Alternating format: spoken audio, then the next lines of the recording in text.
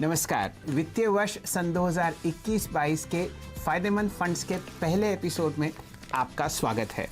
पिछले साल निफ्टी ने वित्तीय वर्ष में लगभग 80% आपको रिटर्न दिया और जो फंड्स हमने अपने पोर्टफोलियो में चूज़ किए थे सब फंड्स ने निफ्टी के रिटर्न को बीट किया। लेकिन आज मौका है उन सब फंड्स पर दोबारा नज़र डालने का और कुछ फंड्स को चूज़ करने का जो आगे आने वाले वित्तीय साल में आपको बहुत बढ़िया मुनाफा कमा कर दे सकते हैं। मेरे साथ मुंबई स्टूडियोज से जुड़ रही हैं कविता जी। कविता जी, स्वागत है आपका फायदेमंद फंड्स के पहले एपिसोड में इस वित्तीय वर्ष के।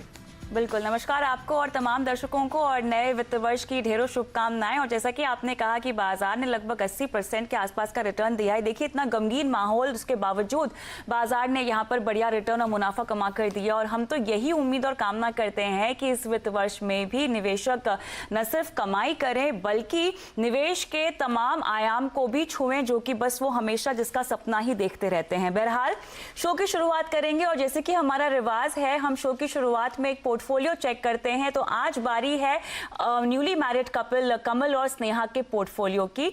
आइए डालते हैं इस पे नजर।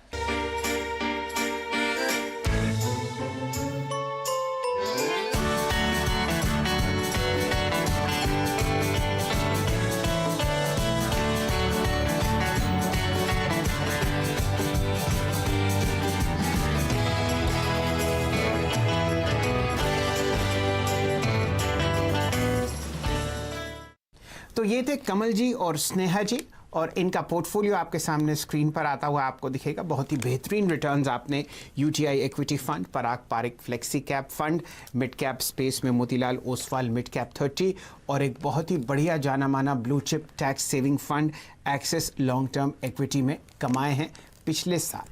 चलिए अब आपको मिलवाते हैं Motilal Oswal Nasdaq 100 exchange traded fund के फंड मैनेजर श्री प्रतीक ओसवाल साहब से। प्रतीक जी, फायदेमंद फंड्स में आपका स्वागत है। नमस्ते कविता जी।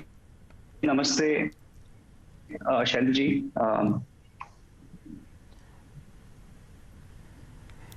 चलिए अब आपके फंड की चर्चा शुरू करते हैं। देवियों सज्जनों, Motilal Oswal Nasdaq 100 exchange traded fund जो है इस महीने अपने 10 साल कंप्लीट कर रहा है और यकीन जानिए बहुत ही ताबड़तोड़ परफॉर्मेंस आपने देखी है इस फंड की। अगर आपने मार्च सन 2011 में इसके आईपीओ में 1 लाख रुपए डाले होते तो 10 साल में प्रति वर्ष 24% इस फंड ने रिटर्न दिया है और वो वैल्यू लगभग 9 लाख रुपए होती। ओसवाल साहब, बताइए किस तरीके से आपने इस शानदार परफॉर्मेंस को हासिल किया और आगे आने वाले समय में आपको क्या लगता है? जी, तो ये जो नैस्डैक फंड हमने लॉन्च किया था, ये एक्चुअली इंडिया का सबसे पहला इंटरनेशनल ईटीएफ था और नैस्डैक बहुत ही इंटरेस्टिंग इंडेक्स है। ये एक्चुअली इंडेक्स फंड है, तो ये पैसिवली मैनेज फंड है। ये फंड में कोई एक्टिवली मैनेज या फिर फंड मैनेजर का कोई रोल नहीं पड़ता है। ये सिंपली नैस्डैक 100 जो यूएस में इंडेक्स है उसका परफॉर्मेंस ट्रैक करता है और लास्ट 10 सालों में नैस्डैक इंडेक्स यूएस का परफॉर्मेंस रहा है करीबन 26%, 26% लास्ट 10 सालों में। तो उसका परफॉर्मेंस उसने बहुत ही क्लोजली ट्रैक किया है। और अगर आप देखो, ये फंड बहुत ही यूनिक है। ये फंड में आपको बहुत ही फ्यूचरिस्टिक और या फिर ग्रोथ कंपनीज का जो एक्सपोजर आपको मिलता है उसका बहुत ही फायदेमंद पड़ा है बहुत सारे इन्वेस्टर्स के। हमारे आप 10 सालों में देखते हो कि आज हमारे बीच बहुत सारे टेक्नोलॉजी कंपनीज है, बहुत सारी हेल्थ केयर कंपनीज है ग्लोबल में, जो इंडिया में भी बहुत प्रवेश कर रहे हैं। ये हमारा कॉल जूम में हो रहा है और आपने देखा होगा कि आज एप्पल, गूगल, नेटफ्लिक्स, अमेजॉन ये ग्लोबल कंपनियां बन गई है। तो ये फंड के मुताबिक आप ये ग्लोबल कंपनियां में आप इन्वेस्ट कर सकते हो जो बहुत ही हाई ग्रोथ है और इसके वजह से इसका मुनाफा बहुत ही अच्छा हुआ है लास्ट 10 सालों में। और राइट प्रतीक जी, यहाँ पर सवाल थोड़ा सा आम दर्शकों के लिहाज से मुझे समझना है, क्योंकि जब भी हम इंटरनेशनल फंड्स की बात करते हैं या निवेश की बात करते हैं तो बहुत सारी यहाँ पर दिक्कतें आती हैं, कन्फ्यूजन्स आती है, दुविधा में फंसे होते हैं। अब एक तो आम इंटरनेशनल फंड होते हैं, दूसरा Motilal Oswal Nasdaq 100 fund of fund भी है और अब यहाँ पर हम ईटीएफ की भी बात कर रहे हैं। अब इन तमाम तरह के जब फंड सामने हो निवेशकों के, तो किस तरह के निवेशक को किस तरह के फंड में निवेश करना चाहिए, उनकी रिस्क प्रोफाइलिंग कैसी होनी चाहिए, इस पर अगर आप उन्हें जानकारी दे सके तो। हाँ जी। तो आज द कॉन्सेप्ट या फिर इंटरनेशनल डाइवर्सिफिकेशन बहुत ही जरूरी हो गया है। मेरा एक्सपीरियंस है कि सभी जो इन्वेस्टर्स होते हैं यूएस में या यूरोप में या जापान में, उनका करीबन 20 से 40% का पोर्टफोलियो उनके होम कंट्रीज के बाहर होता है। तो अगर आप देखते हो इंडिया बहुत ही महत्वपूर्ण कंट्री है, इंडिया में ग्रोथ अपॉर्चुनिटीज बहुत है, लेकिन इंडिया अगर आप विश्व में देखो, इंडिया का जीडीपी सिर्फ 3% है। तो हम 97% की जो ग्रोथ अपॉर्चुनिटीज जो होते हैं वो हम उसमें इन्वेस्टमेंट नहीं कर रहे हैं।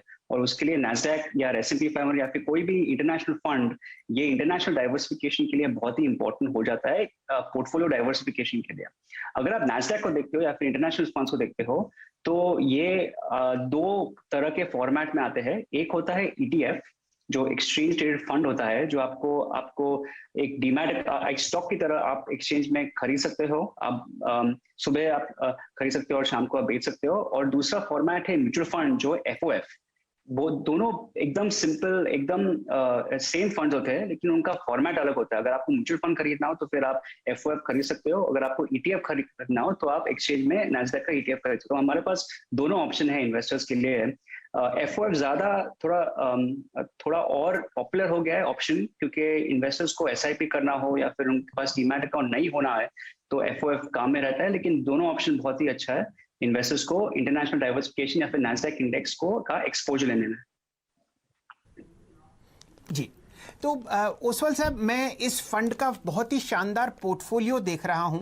आपके पास लगभग 2900 करोड़ रुपए हैं जो आपने नैस्डैक 100 इंडेक्स के वेटेज अनुसार निवेश किए हैं उन स्टॉक्स में।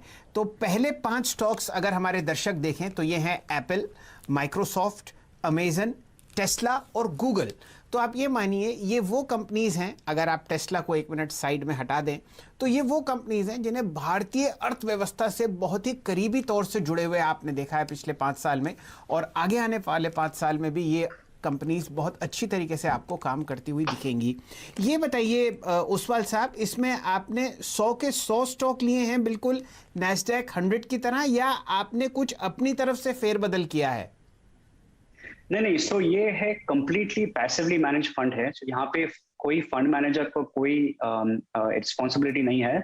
जो भी 100 स्टॉक्स का जो नैस्डैक इंडेक्स में होता है, वही 100 स्टॉक्स हम सेम प्रोपोर्शन में हम खरीदते हैं रोज, और उसके हिसाब से हमने ये फंड खरीद रखा है। तो ये 100 स्टॉक जो है नैस्डैक इंडेक्स में, हमारे पास वही 100 स्टॉक्स है और वही प्रोपोर्शन में होल्डिंग हम करते हैं ये एक फंड में। अच्छा, तो यहाँ पर अगर मैं केवल इंटरनेशनल ETFs के बारे में ही आपसे समझना चाहूँ तो ये किस तरह से निवेशक को फायदा दे सकते हैं? क्या कंसिस्टेंट रिटर्न्स के लिए हम इसको पोर्टफोलियो में शामिल कर सकते हैं, या ये रणनीति अपनाई जा सकती है? हाँ, ये बहुत ही इंपॉर्टेंट चीज है। आज आप देखोगे हमारा पोर्टफोलियो आज सिर्फ इंडियन, और हमारा जो इक्विटी पोर्टफोलियो जो होता है सिर्फ इंडियन स्टॉक्स में इन्वेस्टेड है। ये बुरा नहीं है, लेकिन क्या होता है कि इंडियन स्टॉक्स जब मार्केट क्रैश होता है, तो यदि आपके पास स्मॉल कैप फंड हो या लार्ज कैप फंड हो या मिड कैप फंड हो, सभी का परफॉर्मेंस बुरा जाता है। लेकिन अगर आप देखोगे इंटरनेशनल स्टॉक्स जो होते हैं उनका मूवमेंट बहुत ही अलग रहता है। तो अगर आप देखते हो आज बहुत सारे इन्वेस्टर्स डेट में जा रहे हैं, गोल्ड में जा रहे हैं, लेकिन उसमें प्रॉब्लम क्या होता है कि आप रिटर्न को सैक्रिफाइस कर रहे हो लोअर रिस्क के लिए। ये एक अच्छा एसेट क्लास है इंटरनेशनल इक्विटी, जहां पे आपके रिटर्न सेम के सेम हो गए। इनफैक्ट लास्ट 10 ईयर्स में रिटर्न्स डबल है निफ्टी के, लेकिन आपका रिस्क भी बहुत कम हो जाए क्योंकि इनका मूवमेंट बहुत ही अलग रहता है। तो ये बहुत ही इंपॉर्टेंट चीज है। इंटरनेशनल डाइवर्सिफिकेशन हर पोर्टफोलियो के लिए जरूरी है, और हम बोलते हैं कि हर इन्वेस्टर्स को करीबन 15 से 20% का इक्विटी पोर्शन इंटरनेशनल में होना चाहिए। तो यह है एक फायदा। दूसरा फायदा है कि आज अगर आप कॉम्पिटिटिव लैंडस्केप देखते हो, तो आज एक मारुति का कंपटीशन टाटा नहीं होता है, मारुति कंपटीशन होता है, किया होता है, hyundai। तो बहुत सारी ये जो ग्लोबल कंपनियां हैं इंडिया में हैं, और हमारा जो कंजम्पशन पैटर्न भी है, हम नाइकी शूज पहनते हैं, हम हमारे पास आईफोन है, मेरे पास एयरपॉड्स है। तो हमारा जो ये ग्लोबल कंजम्पशन है ग्लोबल कंपनियां की तरह जा रही है। तो हमारा पोर्टफोलियो भी सेम प्रोपोर्शन में ग्लोबल कंपनियां में जानी चाहिए। इसके वजह से आपका पोर्टफोलियो डाइवर्सिफिकेशन मिलता है। आज बहुत सारे कंपनियां जैसे रिलायंस, जैसे TCS, लेकिन दूसरे कंपनियां लाइक एप्पल, TCS भी, एप्पल या फिर अमेजॉन भी बहुत ही इंपॉर्टेंट हो। ये ग्लोबल डाइवर्सिफिकेशन में बहुत ही अच्छा रीजन है बाय करना। थर्ड है आपका डॉलर। अगर आप देखते हो इंटरनेशनल फंड्स में आप एक नहीं, लेकिन आप 2 एसेट क्लास खरीद रहे हो। आप एक खरीद रहे हो US stocks, Tesla, Amazon, Google, Netflix, लेकिन दूसरा एसेट क्लास जो कोई बात नहीं करता है US डॉलर। और अगर आप देखते हो डॉलर का दाम बहुत ही ऊपर जा रहा है, और हर साल थोड़ा थोड़ा ऊपर जाता रहता है। अगर मैं मेरी बात करूंगा तो मैं 10 साल पहले यूएस गया था पढ़ने के लिए, और तभी मैंने पे किया था करीबन 45 रुपीज पर डॉलर। आज हो गया है 90-95, करीबन 70-75। तो ये डॉलर डेप्रिसिएशन का आपका एडवांटेज ये फंड में भी मिलता है। तो अगर आप देखिए लास्ट 10 सालों में रुपी डेप्रिशिएट हुआ है करीबन 5%, तो आपका ये रिटर्न्स भी 5% से ऊपर जाएंगे। तो आपको फायदा मिलता है यूएस स्टॉक्स का, आपको फायदा मिलता है रुपी डेप्रिसिएशन, और आपको फायदा मिलता है डिविडेंड्स जो यूएस में इंडिया से स्लाइटली अहेड है। तो तीनों का फंड आपका फर्क मिलता है आपके पोर्टफोलियो में। जी ओसवाल साहब, ये आपने बखूबी समझाया कि ना सिर्फ इस ETF को खरीद के एक निवेशक यूएस कंपनीज को खरीद रहा है एक मुश्त, साथ ही साथ जो डॉलर का एप्रिसिएशन रुपी के विरुद्ध होता है वो भी उसको बहुत बढ़िया रिटर्न आता हुआ दिख रहा है। जैसे जैसे आपने समझाया, हमने एक्सेल शीट आपके सामने प्रस्तुत की है, तो आप देखिए नैस्डैक 100 ETF का जो रिटर्न है उसके दो हिस्से हैं, एक तो कंपनीज के परफॉर्मेंस, दूसरा डॉलर का एप्रिसिएशन, और इन दोनों को जोड़कर आपको फंड का टोटल रिटर्न आता हुआ दिखता है। इसके मुकाबले निफ्टी का रिटर्न चल रहा है और आप देख ही सकते हैं कि क्या ज़बरदस्त आउट परफॉर्मेंस है। मैंने एक और आंकड़ा निकाला कविता जी, अगर मार्च 2011 में इस फंड में लगभग 10,000 रुपये महीने का SIP शुरू किया होता तो आज जो आपने लगभग 12 लाख रुपए एक मुश्त रकम नहीं तोड़ के लगाई है उसकी कीमत होती 43,90,000। तो आप देखिए क्या शानदार रिटर्न इस फंड ने दिया है। और एक और बहुत बढ़िया बात है, बहुत लोग अपने बच्चों की फॉरेन स्टडीज़ के लिए प्लान करते हैं और उसके लिए रुपया बचाते हैं, लेकिन अगर आप इस तरीके के फंड में पैसा डाल लेंगे तो आपको ये काम नहीं करना पड़ेगा। जो डॉलर की एप्रिसिएशन है वो भी आपकी जेब में आएगी बहुत ही चुपके से। और ये जो बहुत बढ़िया कंपनीज़ हैं काम करती हुई दिख रही हैं, जैसे माइक्रोसॉफ्ट हो गया, गूगल हो गया, फेसबुक हो गया, ख़ासकर आप देखिए टेस्ला का कितना चलन आजकल आपको आता हुआ दिखेगा भारतीय बाज़ारों में। ये सब चुपचाप आपके पोर्टफोलियो में काम करती हुई दिखेंगी। अच्छा, एक बात बताइए ओसवाल साहब, इस फंड को मैनेज करने के लिए आप कितनी फीस लेते हैं? हाँ जी, हाँ, तो ये मैंने जो पहले बताया था, ये है पैसिवली मैनेज फंड है, और उसके हिसाब से इसका फीस भी एक्चुअली बहुत ही कम है। ये आई थिंक इंडिया का सबसे कम फीस वाला एक फंड है, जिसमें सिर्फ अगर आप ETF खरीदते हो एक्सचेंज में तो ये इसका फीस होता है 0.5% हर साल का। तो अगर आप देखते हो ये जो रिटर्न हमने जो बनाए हैं ये पोस्ट फीस रिटर्न्स है, तो आप 24% का आप देख रहे हो, ये पोस्ट फीस रिटर्न है लास्ट 10 सालों में। और फीस करीबन एक्चुअली फीस बहुत ही ज्यादा था, फीस करीबन था 1-1.5%, लेकिन आज 0.5% हो गया है। तो वो है ये फंड की फीस। और आई थिंक अगर आप कंपेयर करते हो कि बहुत सारे जो फंड्स मार्केट में है, इसका सबसे कम होगा। चलिए, इसी नोट पे वक्त हो गया एक छोटे से ब्रेक का, लेकिन ब्रेक के उस पर प्रतीक ओसवाल जी से चर्चा जारी है, बने रहे हमारे साथ।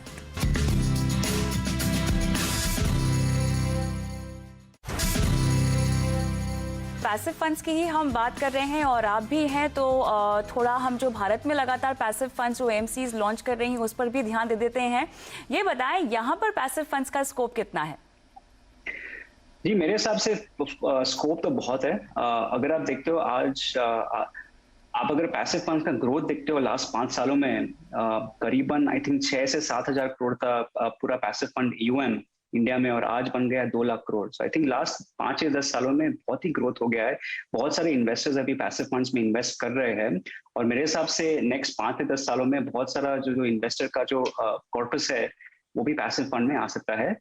मेरे हिसाब से बहुत सारे लोग एक्टिव वर्सेस पैसिव के बारे में बात करते हैं। मेरे हिसाब से आपका अगर पोर्टफोलियो खड़ा करना हो तो आपको जो भी आपका लॉन्ग टर्म पोर्शन है, जो आप कभी नहीं 5, 10, 15 सालों में नहीं हाथ लगेंगे, वो एक्चुअली पैसिव फंड में बहुत ही सेफ है। लेकिन अगर आपको 3 से 5 साल में आपको ऐसा लगता है कि आप ये फंड या वो फंड में आप इन्वेस्ट कर सकते हो, तो वो आप कर सकते हो। तो मेरे हिसाब से कॉम्बिनेशन ऑफ एक्टिव और पैसिव इन्वेस्टर्स के लिए बहुत ही अच्छा है। और यूएस में भी आप देखोगे मोस्ट इन्वेस्टर पोर्टफोलियोज कॉम्बिनेशन होते हैं एक्टिव और पैसिव, लेकिन मेरे हिसाब से अभी तक बहुत ही शुरू हुआ है, लेकिन नेक्स्ट 5-10 सालों में बहुत स्कोप है पैसिव फंड्स के लिए।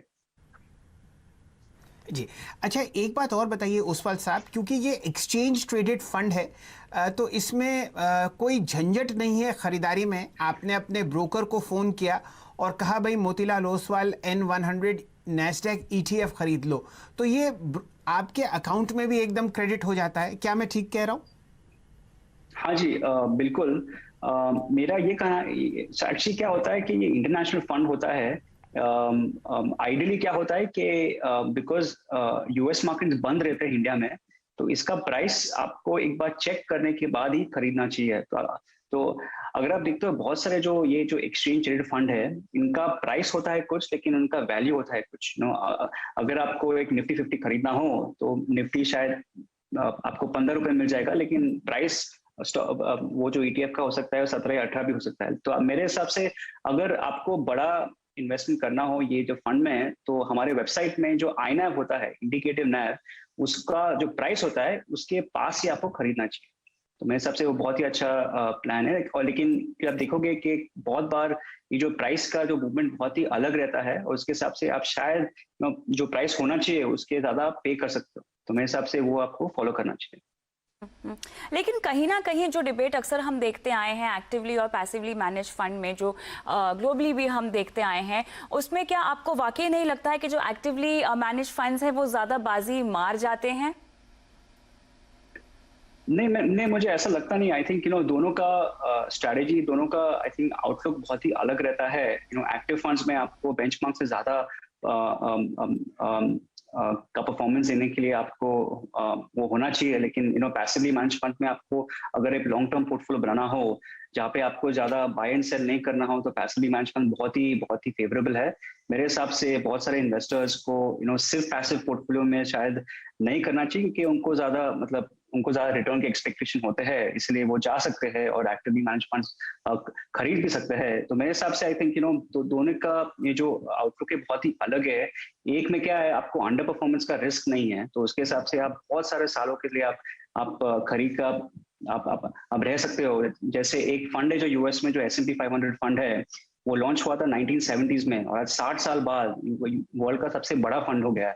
तो अगर आप यंग हो और आपको 30-40 साल के लिए इन्वेस्ट करना हो, तो पैसिवली मैनेज फंड बहुत इजी रहता है, क्योंकि आपको फिक्र नहीं पड़ता है कि कौन सा फंड खरीदना चाहिए, कौन सा बेचना चाहिए। लेकिन अगर बहुत सारे इन्वेस्टर्स हो जिनके पास बहुत सारी नॉलेज है और उनको रिसर्च करने के लिए वो क्षमता होती है, तो फिर एक्टिवली मैनेज भी देख सकते हैं। जी। तो एक बार बताइए ओसवाल साहब, आपने एक्टिव और पैसिव फंड मैनेजमेंट में डिफरेंस बताया। मैं ये जानना चाह रहा था, मोतीलाल ओसवाल नैस्डैक 100 ETF जो है, इसका टैक्स ट्रीटमेंट क्या है? अगर कोई निवेशक इस फंड को 3 साल से ज़्यादा रखता है, तो क्या उसको इंडेक्सेशन का बेनिफिट मिलेगा, और किस प्रतिशत पर वो टैक्स रेट देगा? हाँ जी, ये बहुत ही महत्वपूर्ण पॉइंट है कि जो आप देखोगे सभी जो इंटरनेशनल फंड्स होते हैं इंडिया में आज, सभी का टैक्स होता है, डेट टैक्सेशन रहता है सभी फंड्स में। तो कोई भी इंटरनेशनल फंड आप खरीदते हो, नैस्डैक या S&P या कोई भी दूसरा फंड, उनका टैक्स होता है, टैक्स लायबिलिटी होता है डेट फंड की तरह। उसका मतलब क्या हुआ कि आपका शॉर्ट टर्म गेन्स थोड़ा ज्यादा रहता है। तो अगर आप नैस्डैक फंड या फिर कोई भी दूसरा इंटरनेशनल फंड खरीदते हो, तो आपको कम से कम 3 साल का टाइम होराइजन होना चाहिए, और 3 साल के बाद आप इंडेक्सेशन का भी बेनिफिट ले सकते हो। जिसका मतलब क्या होता है, आपका परचेस प्राइस इन्फ्लेशन की तरह आप उनको एडजस्ट कर सकते हो, और वहां पे क्या होता है, आपका टैक्स बहुत ही कम हो जाता है।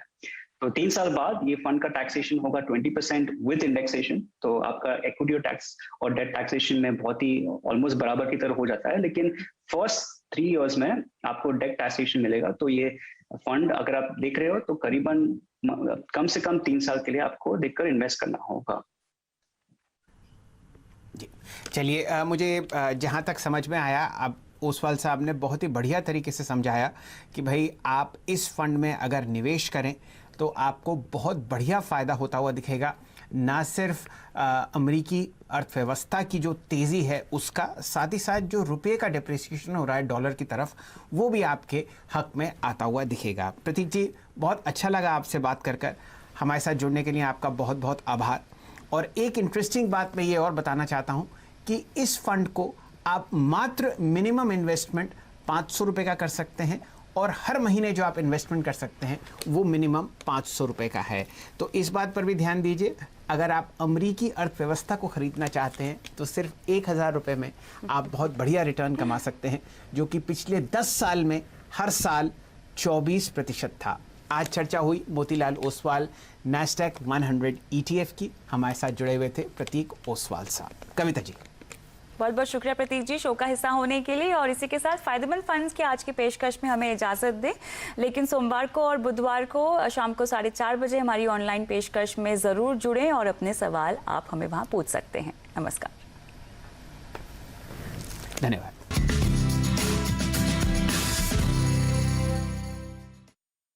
स्वागत है आपका